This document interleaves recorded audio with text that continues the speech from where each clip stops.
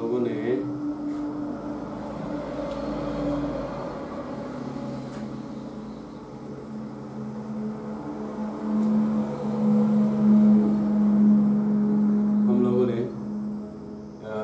Clinical x ray के 3 point पे discussion अब तक किया है। सबसे पहला एयरवे, हम लोगों ने सबसे पहले एयरवे पे डिस्कशन किया, फिर हम लोगों ने बोन पर डिस्कशन किया, फिर हम लोगों ने कार्डियक सिलहट पर डिस्कशन किया है। नेक्स्ट पॉइंट जो हम लोगों का डिस्कशन पॉइंट है वो है डायफ्राम।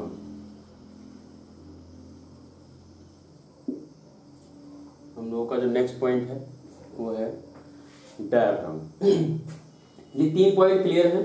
एयरवे, बोन और कार्डियक सिलहट, क्या क्या देखा जाता है, क्या क्या मतलब होता है, हम लोग डिस्कस करते हैं डायफ्राम।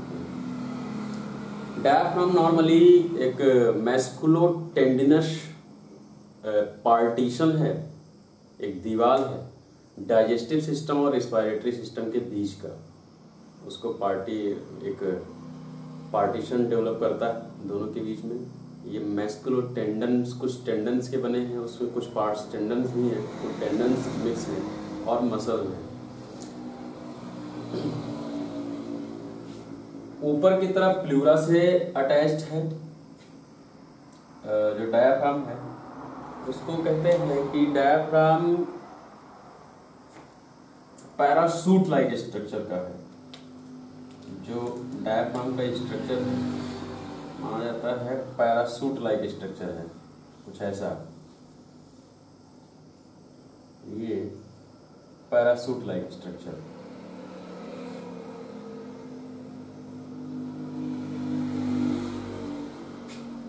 Parachute like structure.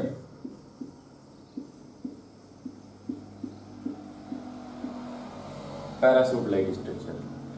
अब पैरासूट लाइक स्ट्रक्चर, इसके नीचे पेरिटोनियम कैविटी होती है।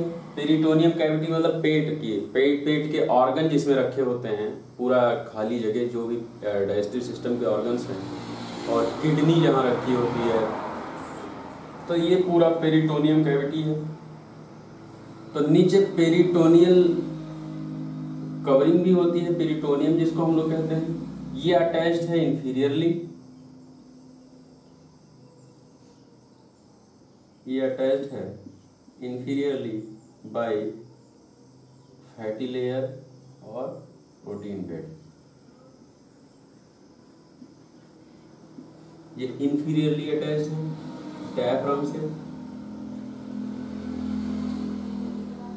और डायफ्राम के इंफीरियरली लीवर सेटल्ड होता है राइट साइड,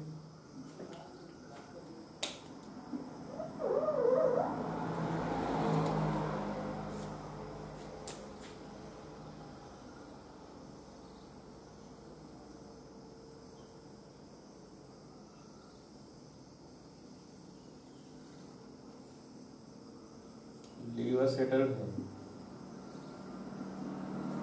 राइट साइड, और लेफ्ट साइड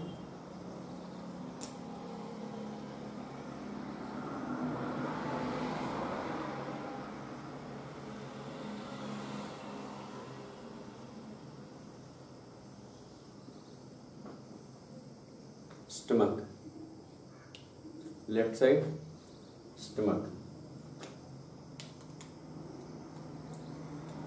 तो ये जो है, ये जो पोर्शन है, और नीचे अगर बात करें कि और नीचे क्या है, तो और नीचे डाइजेस्टिव सिस्टम का पार्ट है, और डाइजेस्टिव सिस्टम में क्या, इंटेस्टाइन्स,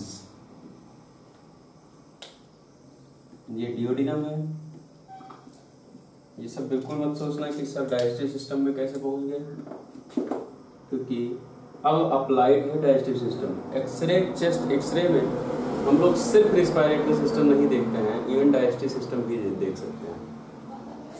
तो थोड़ा सा अप्लाइड है डाइजेस्टिव सिस्टम में। ये है डिओडिनम,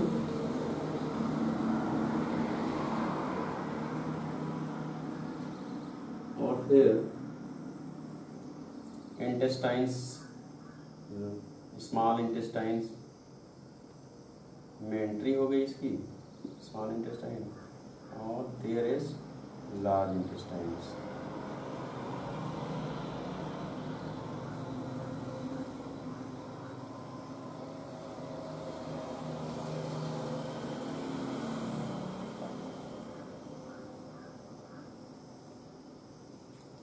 large intestines.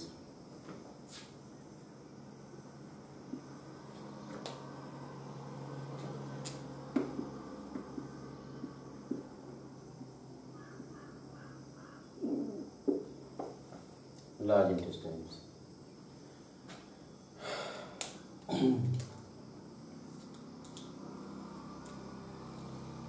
स्टमक के पास कौन है, एक ऑर्गन कौन है,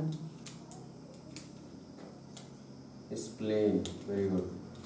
स्टमक के पास एक ऑर्गन स्प्लीन, और यहाँ गॉल ब्लैडर, और भी जो भी ऑर्गन हैं सारे हैं, लेकिन क्लिनिकली जो हम लोगों की ज़रूरत है यहाँ पर इतनों की है। तो ये हो गया डायफ्राम, बीच का पार्टीशन। इसके नीचे आप ब्लैक लेयर में जो देख रहे हैं ये है पेरिटोनियल कैविटी, और पेरिटोनियल कैविटी इस पूरे डाइजेस्टिव सिस्टम को कवर करती है। जैसे हार्ट के ऊपर पेरिकार्डियम, लंग्स के ऊपर प्लूरा, वैसे ही एब्डोमेन के ऊपर पेरिटोनियम, इसको पेरिटोनियम कवर करता है। ये जो पेरिटोनियम का ये जो स्पेस मिल रहा है जहां पर ऑर्गन्स नहीं है, ये जो स्पेसेस हैं आप देखोगे जहां ऑर्गन्स नहीं है, यहां क्या होता होगा, air, water, blood, lymph, plasma, क्या होता होगा, कोई सोचा है?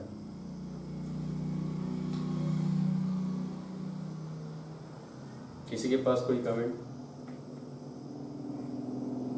ओके, आशीष ने कहा कि फ्लूइड है। Okay, someone says head. Any other comment? कहाँ हो तुम लोग आजकल, बहुत ढीले पड़ रहे हो। Peritoneal fluid, okay, someone says peritoneal fluid. Peritoneal fluid. Any more sciences from all of you? Okay, okay, air. Anything more?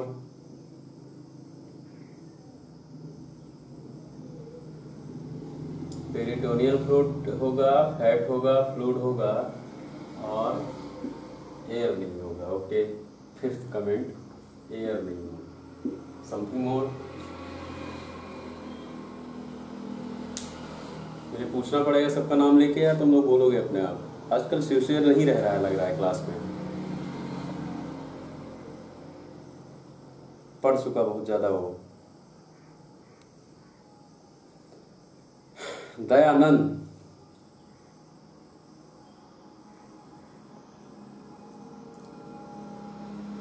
Dayanand, Anvesh Sharma,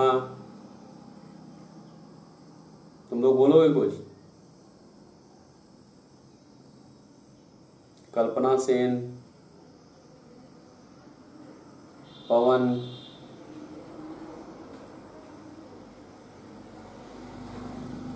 Rashid Khan, बहुत सारे, सन्नो,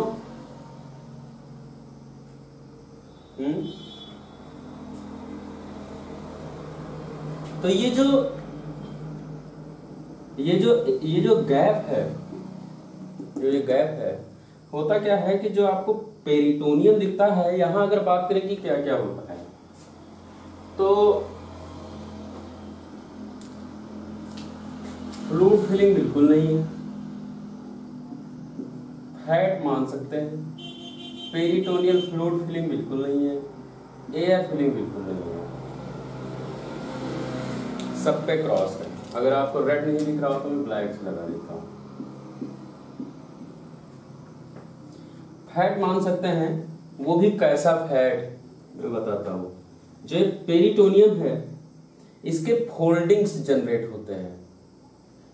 ये जो पेरिटोनियम बना हुआ है, ये अगर यहाँ खाली स्पेस है तो कुछ ये ऐसे जाएगा,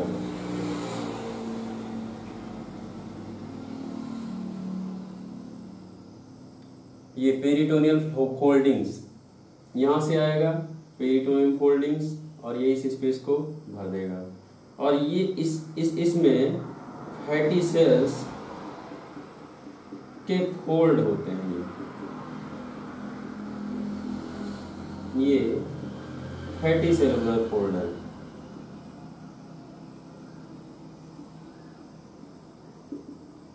फैटी सेल्स के फोल्डिंग्स हैं, जिनकी वजह से होता क्या है,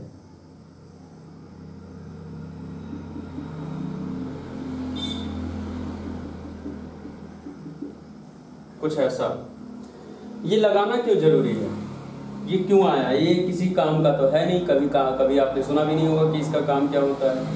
कभी सुना है पेरिटोनियल फोल्ड हमारे शरीर में होता है और इसका काम है कुछ। क्या काम है पेरिटोनियल फोल्ड का?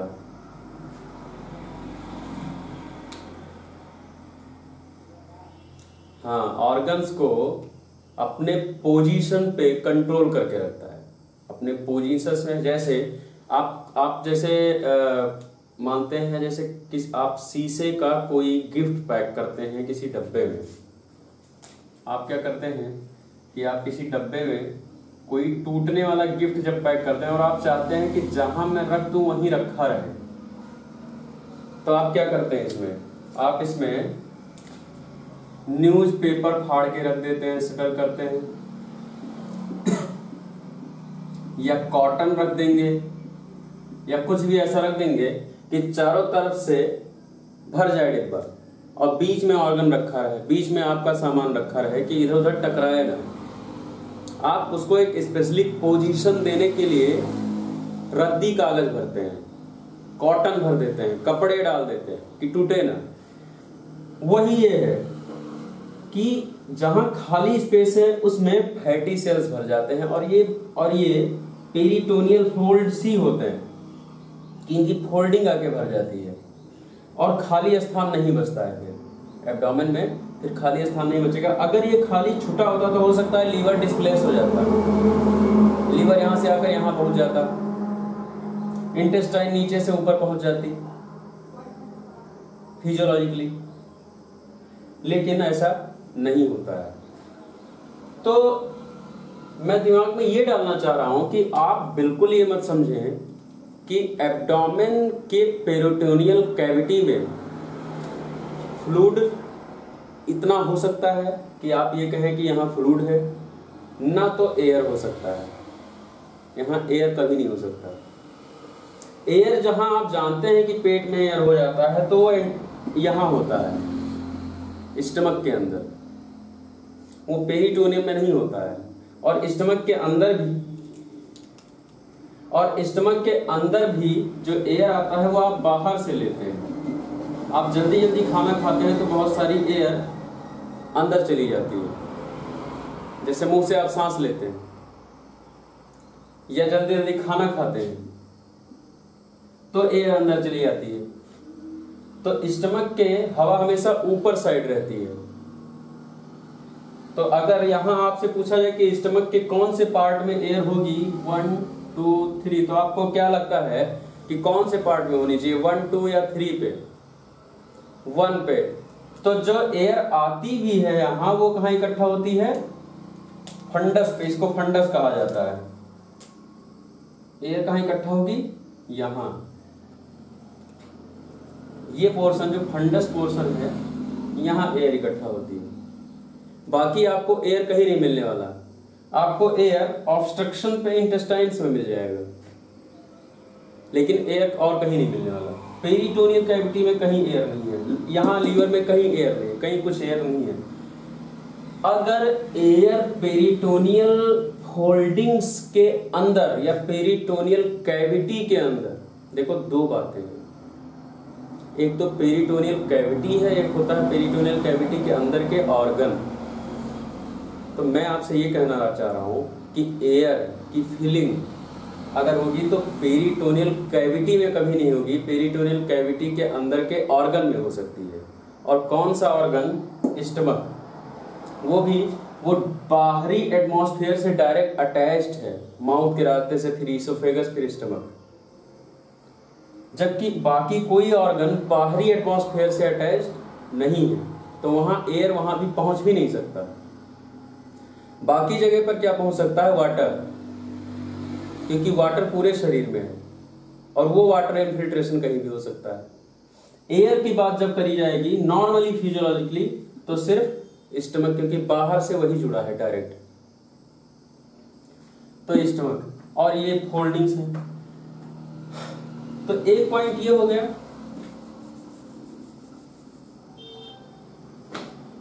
कि ये डाइजेस्टिव सिस्टम है और ये बीच का पार्टीशन है जो मसल है, और बहुत सारे इसे मजबूत स्ट्रॉन्ग टेंडन्स होते हैं जो डायफ्राम को अपने पोजीशन पे टिका के रखते हैं। और इसके ऊपर लंग्स, रिस्पिरेटरी सिस्टम,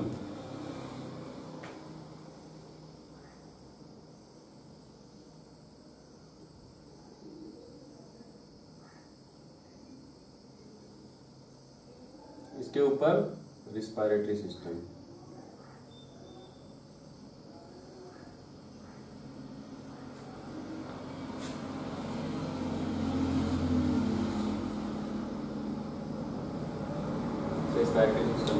लंग्स की कवरिंग को क्या कहते हैं? प्लूरा।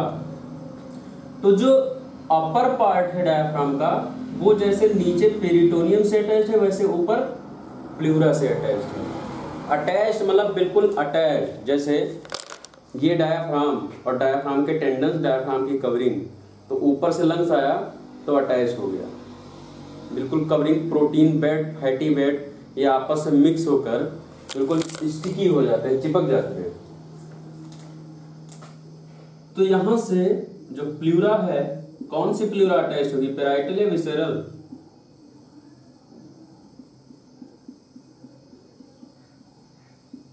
पैराइटल प्लूरा अटैच्ड है डायफ्राम से, पैराइटल प्लूरा डायफ्राम से अटैच्ड है। और बीच में क्या है? Who is in between the lungs?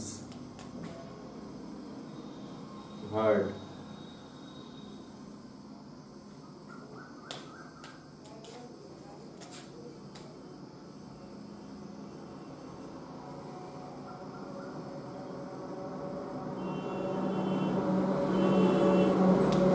कुछ ऐसा है। अब डायफ्राम आप देख रहे हो बिल्कुल कि ये पार्टीशन है रिस्पिरेटरी सिस्टम और डाइजेस्टिव सिस्टम का। और कवर किससे हो रहा है? नीचे किससे कवर हो रहा है? पेरिटोनियम से, और ऊपर प्लूरा से। नीचे पेरिटोनियल कैविटी से और ऊपर पैराइटल प्लूरा से। जो डायफ्राम है, डायफ्राम है, इसमें अभी गलत क्या लग रहा है और इसमें गलत है क्या? अगर हम शेप पे जाएं तो डायफ्राम डोम शेप होता है, तो डोम शेप तो दिख रहा है, लेकिन जो इसका राइट पार्ट है वो और ज्यादा डोम शेप होता है, ऊपर और उठा होता है, कुछ ऐसा।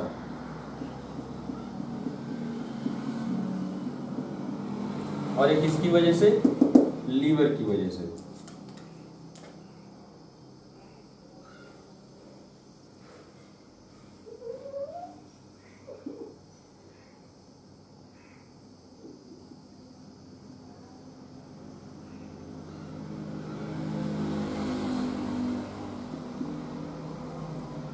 कुछ ऐसा।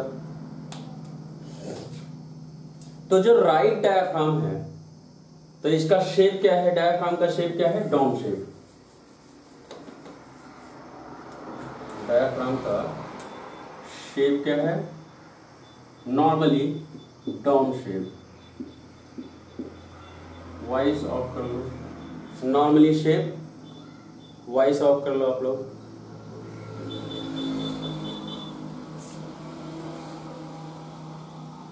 विकेश वॉइस ऑफ करो।